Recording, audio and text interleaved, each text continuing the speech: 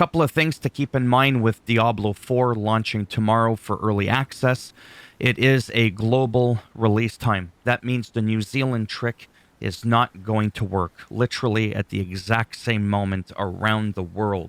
Everybody will be able to slaughter some demons at the exact same time. If you're on console, so Xbox, you're going to need Xbox Live Gold. If you're on PlayStation, you are going to need PS Plus, as this is an online-only game with a strong emphasis on the whole live service that Blizzard wants to implement. However, you can play on your own, but it's going to be like when I play World of Warcraft. There are going to be people around you. This is not going to be like Diablo 3, which in my opinion was amazing because Diablo 3 allowed you to just literally hop in and out with the same character, offline, online, internet, no internet, it didn't matter. And there was frequent updates, and they did that throughout the years, and it made the game, in my opinion, much better. Sure, it was broken with the cheaters and all that stuff. I don't know, but it is what it is. We're not here to discuss whether or not the game should have been offline with optional online. This is just to bring to your attention as the game is releasing tomorrow again for those who pre-order the deluxe or the ultimate. And I personally am excited. I wasn't originally going to buy the game because I don't, depending on the kind of game, like games that force you to be online. But right from the get-go, they were transparent, unlike some other games that we've had in the past, which was kind of like, is it offline? Is it offline, but you need the internet? And then it gets like really convoluted and complicated. No, here they were transparent. They did the same thing with Warcraft, right? Warcraft used to be an offline RTS. Then it became an online MMORPG. Now this is an online MMOARPG, or an ARPG MMO, or whatever you want to call it. So basically, this is like Diablo World of Warcraft in that regards, okay? And I think it'll be fun. For me, it may potentially take me a little bit away from World of Warcraft, as I really do enjoy the Diablo thing, and I do crave, as much as I hate people in general and hanging out with them, except for the odd select few. When I'm playing a video game, 90% of the time, I don't want to be bothered with anybody. But World of Warcraft, I like roaming around, helping people, tossing them a buff. Do they need a hand with, a quest or whatever? For me, that kind of social engagement, even if I'm not actually talking to that person, for me is a lot of fun.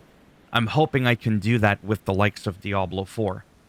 And if I keep that in mind, with that mindset, I don't think it's going to bug me as much.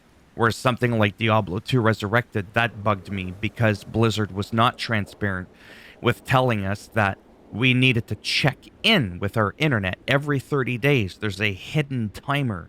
They never told us that, right? Because Diablo 2 Resurrected, this is why I'm making the video, to bring the awareness here with the whole offline-online thing.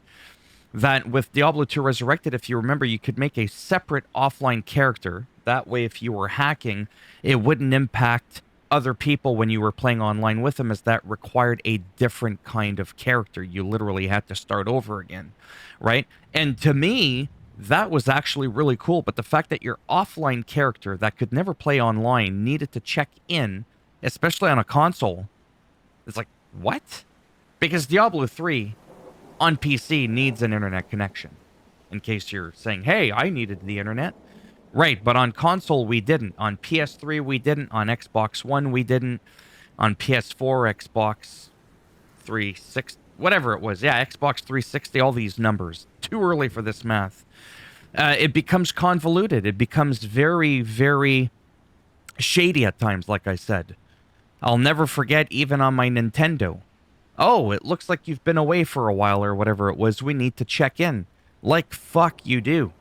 So at least with this game, not to excuse it, they've been quite transparent from the beginning.